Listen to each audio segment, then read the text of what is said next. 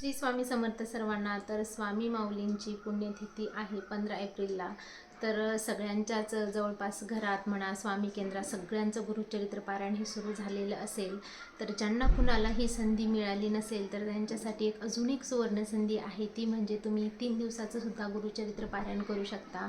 तर सविस्तर माहिती जर तुम्हाला पाहिजे असेल तर आपल्या जवळच्या स्वामी केंद्रात जाऊन तिथले जे काही स्टाफ वगैरे असेल स्वामी केंद्रातला त्यांना विचारू शकता, किंवा बरीच आता यूट्यूबला जर तुम्ही सर्च केलं तर जवळपास डिवाइड करून दिलेले जे अध्याय आहेत गुरुचरित्राचे ते तुम्ही 1 ते 53 अध्याय 3 दिवसात सुद्धा पूर्ण करू शकता।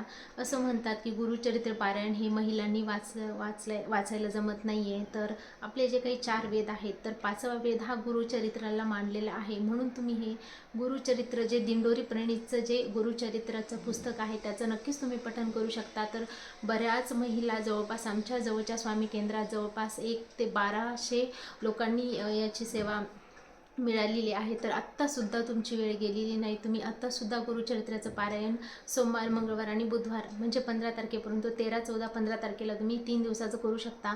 जरीही ते तुम्हाला जमलं नाही, कुणाला ऑफिस आहे, आता बरीच कामं असतात, संसारिक बाया म्हणजे भरपूर कामी असतात, तर तुम्ही आपलं जे नित्यसेवेमधलं जे स्वामी चरित्र सारामृत आहे त्याचंसुद्धा तुम्ही 1, 3, 5 असे क्रमाने तुम्ही करू शकता, 11 करू शकता, 5, एक दिवसाचं सुद्धा पारायण करू शकता तुम्ही स्वामी चरित्र सारामृताचं। तर ते सुद्धा खूप फलदायी सेवा मानलेली आहे। तर जर हे तुम्हाला घरात कुठंच वाचायला जमत नसेल तर साधी सेवा आपली आहे नाम जप, ही सर्वात एक प्रभावी सेवा आहे आणि ती कुठंही कधीही न थांबणारी आहे। तुम्ही कधीही जर तुम्हाला लेडीजला जर मासिक पाळी आलेली असेल तर त्या दरम्यान तुम्ही आता बऱ्याच महिला विचार करतात मी माळीला वगैरे हात नाही, पण तुम्ही असे एका वहीवर लिहून सुद्धा नामजप करू शकता।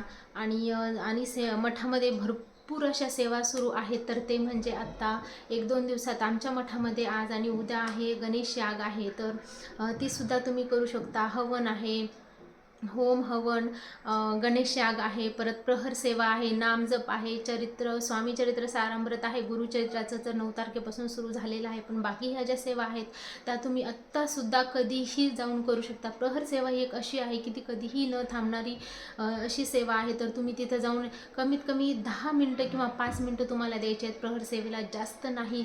तुम्ही कितीही धावपळीच्या कामात असू द्या, फक्त 5 मिनटं हे तुमचे स्वामी माऊली परीक्षा घेत असतात, त्यामुळे तुम्हाला आवर्जून प्रहर सेवा, गणेश याग, ज्या काही तुमच्या जवळपासच्या स्वामी केंद्रात ज्या काही सेवा होत असेल त्या नक्कीच तुम्ही सेवेचा लाभ घ्या।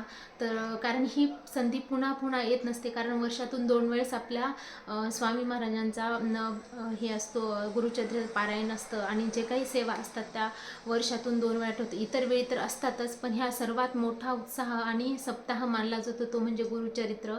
आणि ते जेव्हा असतं स्वामी माऊलींची पुण्यतिथी असते तेव्हा, आणि जेव्हा दत्त